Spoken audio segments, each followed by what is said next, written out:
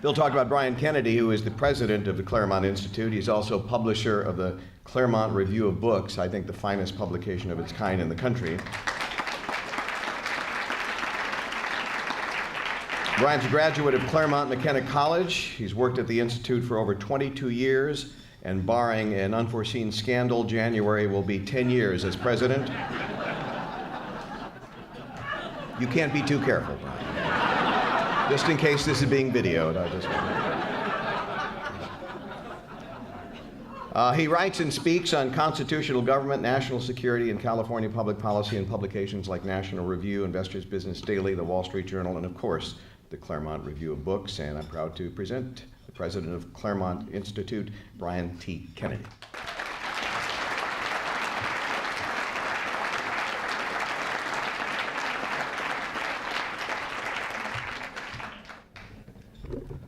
Okay, 2 more months, no scandal. That shouldn't be too hard. Thank you, Pat. Pat's kind of a throwback, I think, to those folks in Hollywood who used to believe America was a good place and a place worth defending. And Pat still fills that role, representing America all by himself. Thank you, Pat. And thank you, Pat, for avoiding the gratuitous Ben Bernanke joke.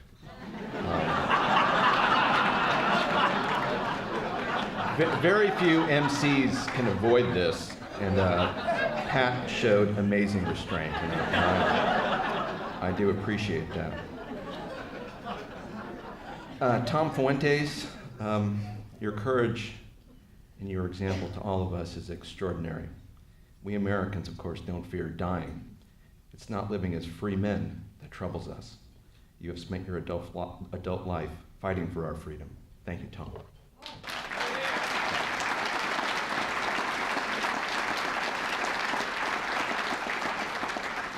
Thank you also to Larry Arnn for those fine words on Churchill. Larry is more than a friend, he is a teacher. Larry hired me 22 years ago, as Pat suggested. Really the only black mark on a brilliant tenure at the Claremont Institute. Thank you, Larry. Thank you also to Bill Bennett. Bill carries the flag for the Claremont Institute in Washington.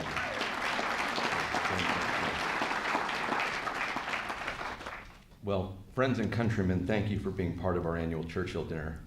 I should add to that thank you to my family who's here tonight. I have my long-suffering wife, Dina, who is here.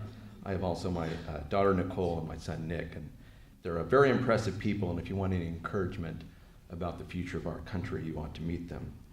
Like many of the young people I work with at the Claremont Institute, they love their country. I get to work every day. I think probably the luckiest man in the room, because I have a great job. I get to work with some really brilliant people who come to work every day, and they work very hard on behalf of their country. They don't often get thanked, so I'd like to thank them. There are those people who produce our Claremont Review of Books: John Kinker, Katie Arnn, Bill Vogley, Lindsay Eberhardt. The folks who run our educational programs, like Ryan Williams, Ben Judge, Eric Kuykendall. And there are others who run the place: Bob Granston, Skip Skeegraves, Seth Leipson, Chris Beach, Jeanette Jamie, Sandra Dirks, Liz Cervantes.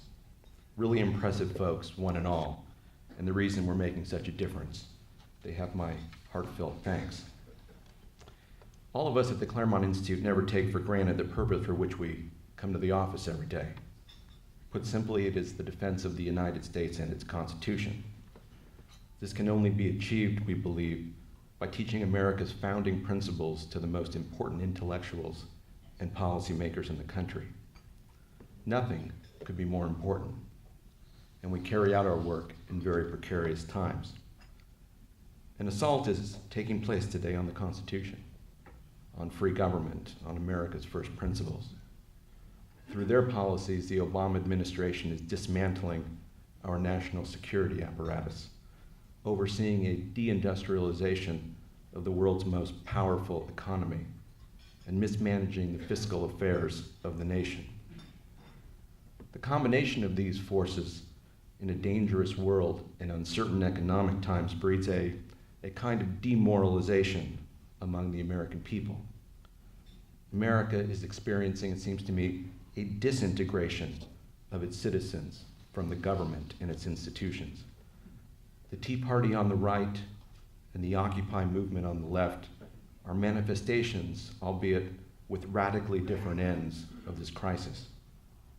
For the past 3 years, the Obama administration's concern for the citizenry and for the Constitution seems very secondary to its mission to transform America into a progressive state where every social and economic detail is managed by government.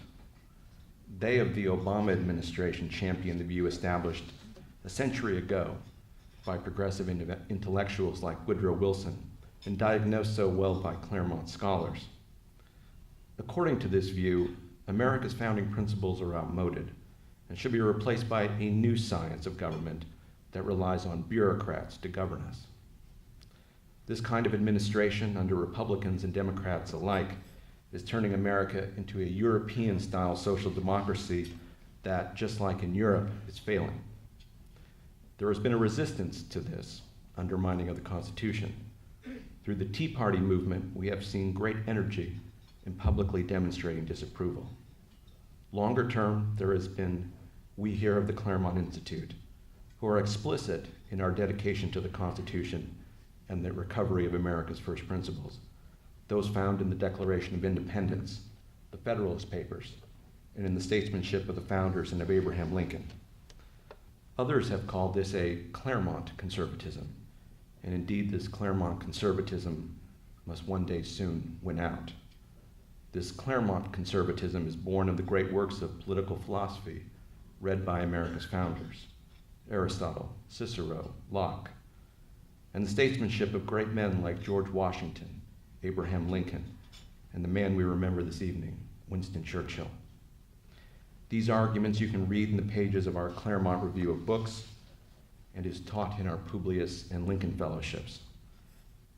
Our project at the Claremont Institute was built by men like Larry Arnn, Tom Silver, who passed away, and by my colleagues like Chris Flannery and Charles Kessler. I and the Claremont Institute and our countrymen owe them a debt of gratitude that can never be repaid. But we try very hard. In working with our new board chairman, Tom Klingenstein, and our board of directors, we are building an organization that is changing the country, much to the good. Now to the task at hand. We do not give out our Statesmanship Award every year. It is reserved for those who have distinguished themselves in defense of this country and all it represents.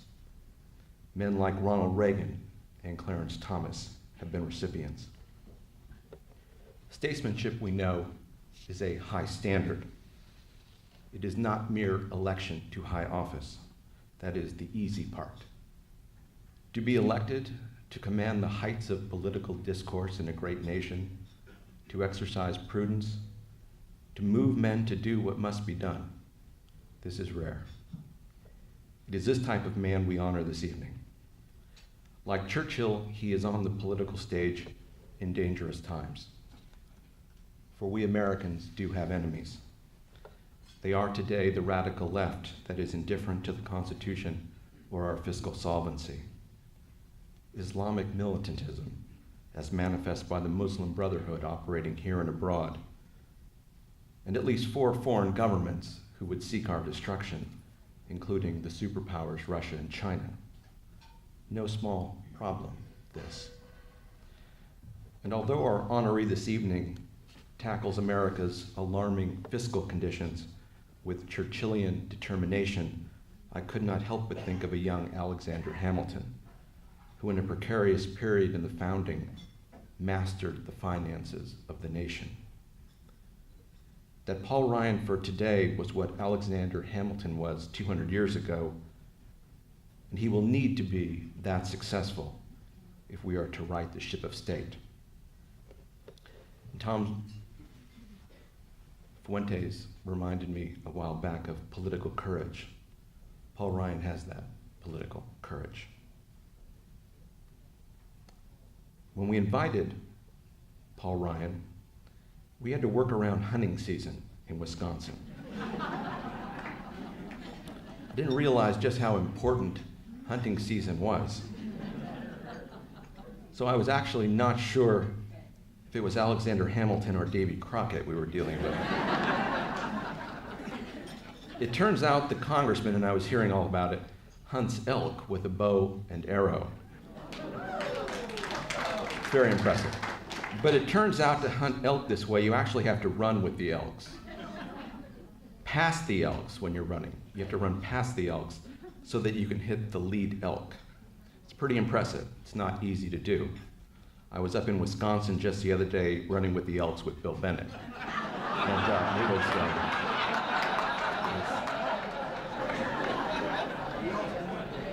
it was really not that easy to do. More to the point, Paul Ryan has the quality of the great American statesman in that he is willing to teach the common man, the citizen, that which we need to know if we are to preserve free government. It has been Paul Ryan that makes the hard argument, the unpopular argument, the argument that shows a respect for the American people, that they can still be taught something, which they can, and the faith that free men, when presented with the facts, will still do the right thing. That today the nation is going bankrupt, and to believe otherwise is foolish optimism parading as policy.